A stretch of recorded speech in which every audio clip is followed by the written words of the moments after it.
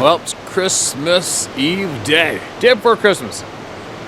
I swore I was going to go fishing today, at least for a couple casts, and that's what I'm going to do. I couldn't find all my fishing gear, so I had to buy some more, but yeah, it looked pretty fast down there, but I can see there's some rocks that I'm going to be able to stand on. Right there. When I was swimming in there in the summertime, right underneath that white water is where there's a bunch of rainbows. We're really hanging out. There's a real deep hole there as well, but I'm going to take a couple casts there with the gear. And if that doesn't work, then I'm going to throw out the camera a bunch of times and see what's down there.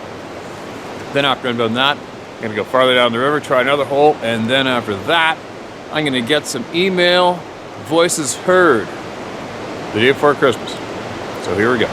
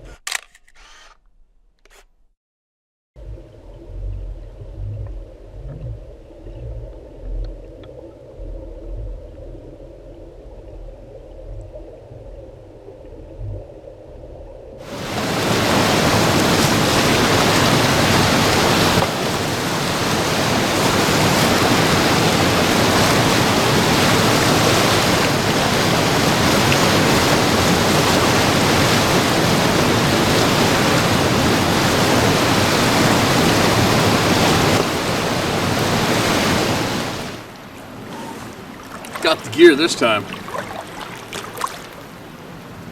I wouldn't try farther out the river, but somebody's already there before me. I didn't get any bites. But I threw the camera down there anyway, so maybe I'll show you guys what the camera saw. It might be cool. I don't know yet. I haven't a clue.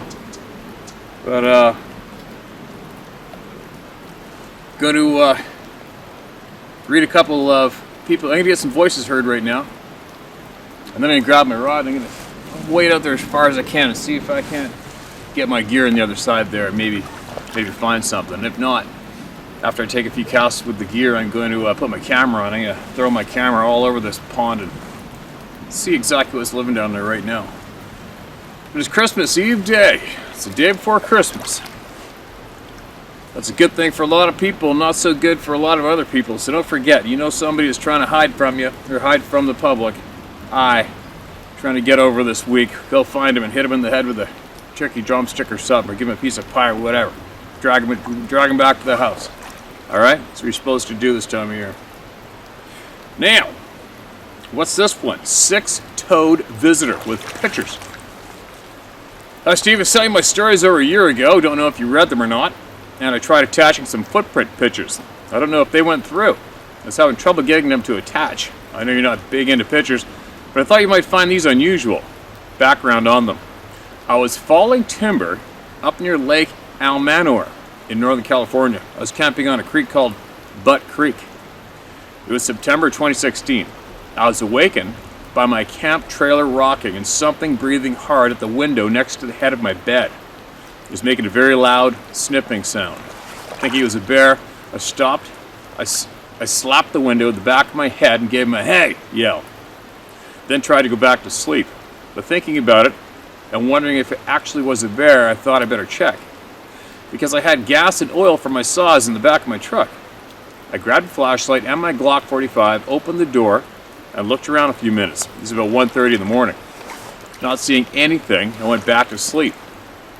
I got up at 4:30 a.m., went off to work. Fell timber all morning. I arrived back at my camp at 2:30 in the afternoon. What I discovered was about 60 feet of trackway going around my camper up onto the gravel logging road where the prints disappeared in the gravel of the road. Attached to the pictures I took, the smaller print is my size 10 footprint. 6 toes. And that's the end of the email. Thanks, man. And your name, George William Sr., sounds familiar. So I'm pretty sure we have shared your emails.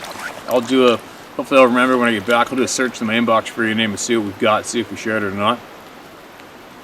And that's not the first time 6-toed prints have been reported or shared with anyone. Kind of odd, isn't it? Imagine having 6 toes. It's kind of creepy, especially having the camper rocked. You're not the first one to report that happening. Pretty creepy, man. Keep sending more in, George. When you get knowledge that people could use, make sure you send it. All right.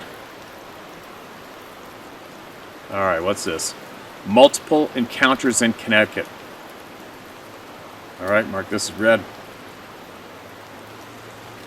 Good afternoon, Steve. My name is Thomas Oswell. I just came across your YouTube channel and just got done watching your video, What the H? And I'd love to share some of my stories of encounters I've had in Hebron, Connecticut, where I grew up in a town park called Grayville Falls. Number one of the craziest ones, when I was sitting with my ex-girlfriend on the edge of the river that runs through the park. On the other side of the river, that was maybe 20 feet wide, was a very, very steep hill that went up 150 feet or so, covered in huge pine trees, cedar trees, and huge boulders. Down near the river were a bunch of oaks and maples too. Just to our right were signs for state land. There was no trespassing.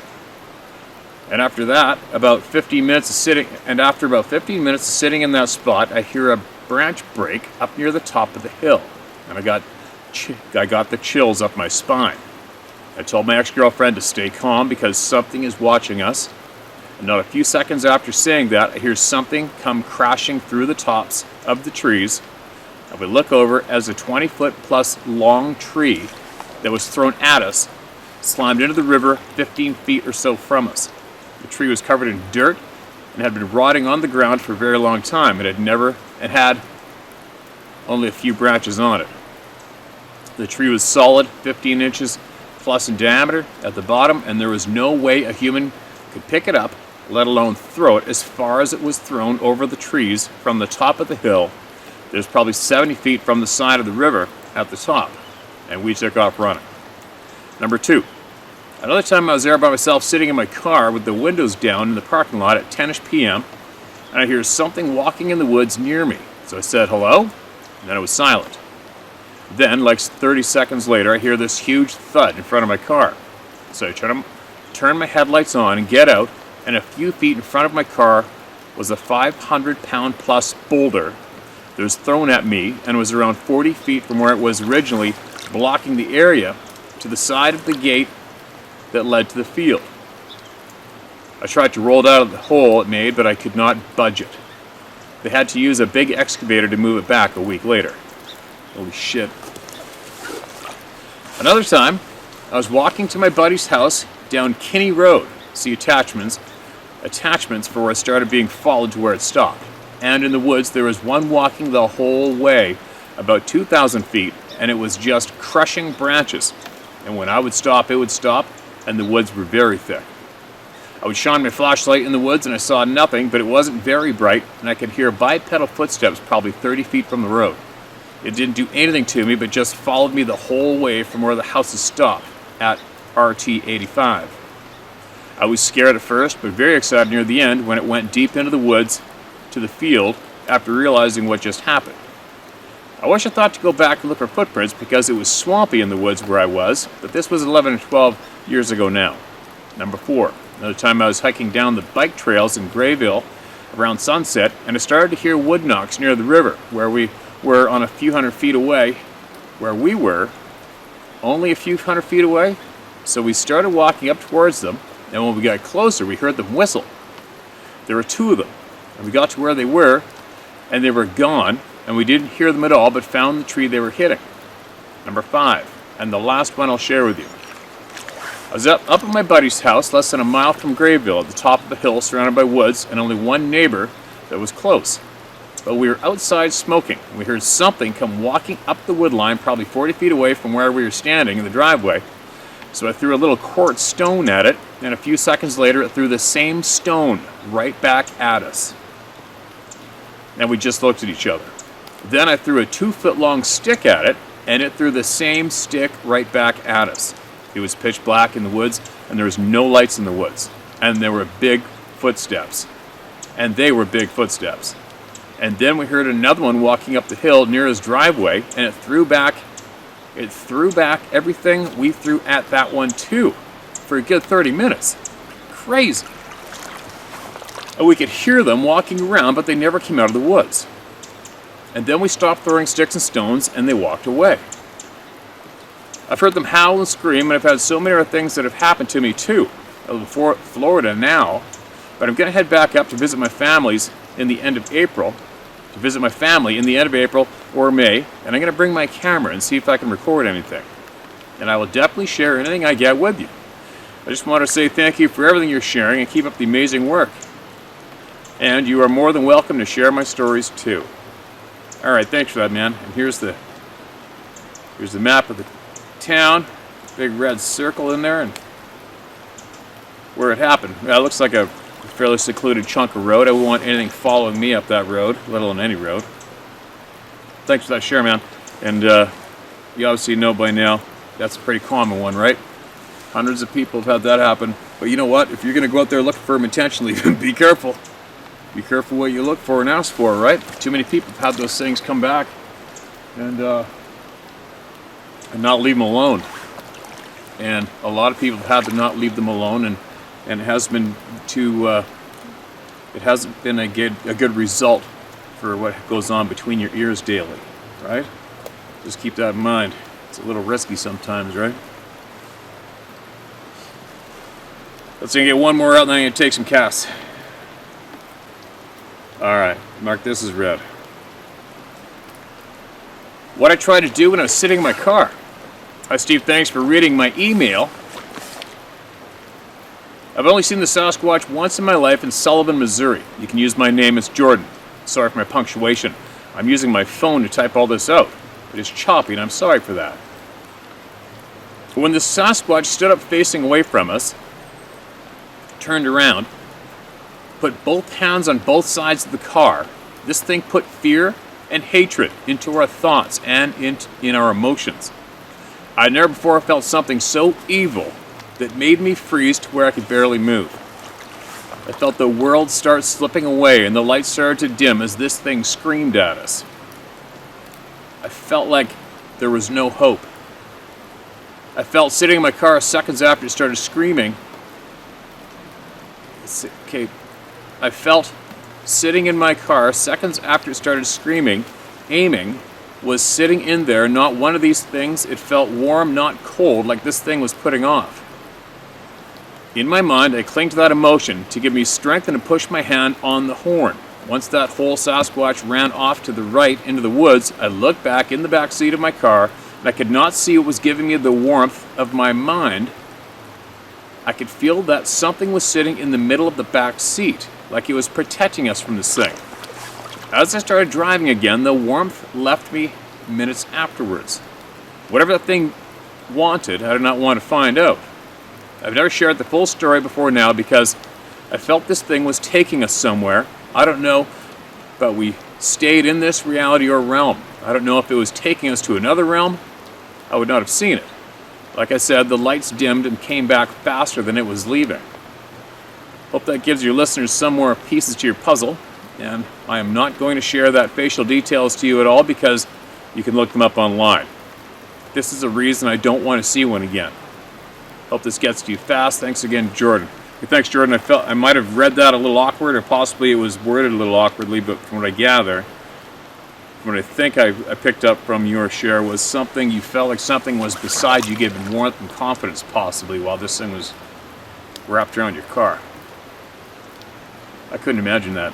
You know what, there's been, how many people have said they looked in the park with a girlfriend or friends having a beer, doing whatever they're doing, they looked in the rearview mirror and seen one of these things belly crawling up behind the car. Dude, That, for me, that would absolutely scare the frickin' shit out of me. You imagine having one of those things absolutely 100% focused on you, belly crawl, stalking you, and already is up to about 20, 25 feet away from you, in the dark, in a parking lot, anywhere, side road, I don't give a shit where. That would suck. But it sucked when that thing was up on that rock above me and it knew I was coming. And it was 100% focused on me. You know, that sucks. You know, I've ran into a lot of stuff in the mountains. A lot of grizzly bears, a lot of predators, wolves, you name it, I've ran into it. And 99.9% of the time, they're not focused on you. They're not tunnel vision focused on you. It's not that intimidating of a feeling when you do see them eye to eye, face to face. But to have one of these things 100% focused on you and sneaking close to you, what worse scenario could there be than that one, right? That would suck ass. Anyway, I'll toss this line up there. I know there's a dead tree right there between me and that tree in the water, so I'm gonna see if I can get a quick cast in there. If not, I'm gonna throw the camera in there and I'll show you guys what I see.